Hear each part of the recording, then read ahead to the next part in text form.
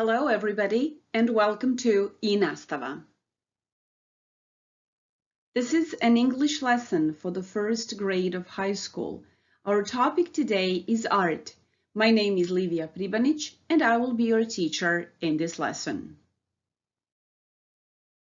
The focus of our lesson today will be art. Through various activities, we will analyze what art all is. Before we start, please prepare your notebook and writing utensils. Also, don't forget, you can pause the video lesson at any point. Let's get started. To warm up, let's hear your ideas. When you hear the word art, which words come to your mind? This will be your first task. You will make a word art or a mind map. Now it's time to pause the video lesson and write down your ideas. You can write your ideas in your notebooks, making a mind map, or you can use any of the online tools to make a word art or a mind map. You choose whatever is the most convenient for you. Pause the video lesson, do this task, and then come back.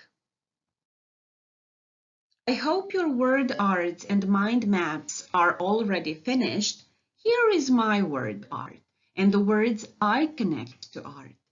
Artist, crafts, music, actor, imagination, gallery, expression, message, dancing, and many other. Are our words similar? Are these the words you have written down as your ideas? These words will help us throughout the rest of the lesson. Now that we are all warmed up and that we have already discussed what we connect to art, it's time to discuss the definition and types of art. The simplest definition is the one by Cambridge Dictionary. It defines art as the making of objects, images, music, etc. that are beautiful or that express feelings. We will stay in this simple tone and say that art can be grouped into three categories: visual art, written art, and performing art. And now it's time for our next activity. Here is a bit.ly link to a simple exercise. You will group words into these three categories. You can copy the bit.ly link or you can scan this QR code. Don't forget, now it's time to pause the video lesson and do the task. And this is your task. This is the way it looks like when you copy the bit.ly link. Have fun and see you after you finish it. The first column are visual arts. Visual artworks are primarily visual in nature. Some examples are ceramics, drawing, painting, sculpture, printmaking, design, crafts, photography, video, filmmaking, and architecture. Now you can add more examples to the first column from the previous task. The second column, written art, is actually literature or literary art, and these include poetry, prose, fiction, and drama. You can also add more examples to the second column. And finally, the third column, performing arts, may include dance, music, opera, theater and musical theater, magic, illusion, mime, spoken word, puppetry, and circus arts. Check your third column and add more examples. Well done! And here is one more exercise for you. The bit.ly link or the QR code will take you to this fill in the gaps type of exercise. There are 9 words missing in the text and 12 words are offered. Read the text carefully and decide which word fits into which gap. Once you are finished, don't forget to press Submit Answers to get feedback on how many correct answers you have scored. Now, pause the lesson and do the exercise. Good luck and have fun! We are ready to discuss another question. What is art for? Have you ever thought about it? Why do artists create their pieces of art? Pause the video now and write down your ideas into your notebook. I hope you have written down your ideas on what art is for. Let's now watch and compare. This bit.ly link or the QR code will take you to a short video. The title of the video, What is Art For? Watch carefully, compare your ideas. You can also add more ideas to your list, but be careful as there are some questions to be answered after watching the video. Have fun! Let us now check how attentively you've watched the video. According to the video, are the following statements true or false? 1. Art is a divergence. 2. Art reflects diverse emotional experiences. 3. People prefer to see the opposites of their lives in pieces of art. 4. The term beautiful refers to something we have plenty of in our lives. And 5.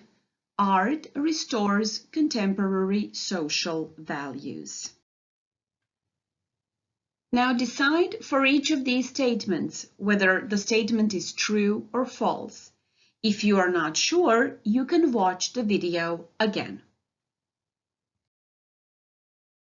And here are the answers. The first statement is false. Art is not a divergence. The statement number 2 is true, as well as statement number 3. Now, the statement number 4 is not true, it is false, because the term beautiful does not necessarily refer to something we have plenty of in our lives, but it refers to something that we lack in our lives. And finally, the statement number 5 is true as well.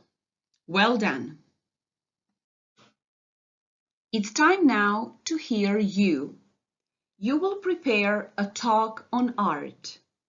You should use the word art or your mind map from the warm-up activity. Here, you will find all the useful vocabulary you need for your talk. Please also refer to the video and the purpose of art. Of course, you can add your ideas in this part as well.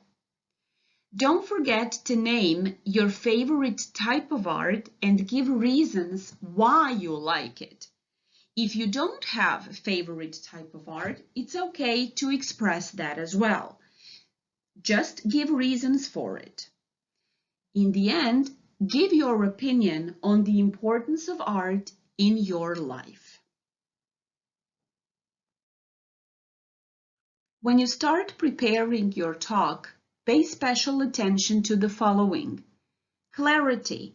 This means your ideas need to be in logical order and they should be clearly expressed. Use the vocabulary and grammar structures you feel comfortable with.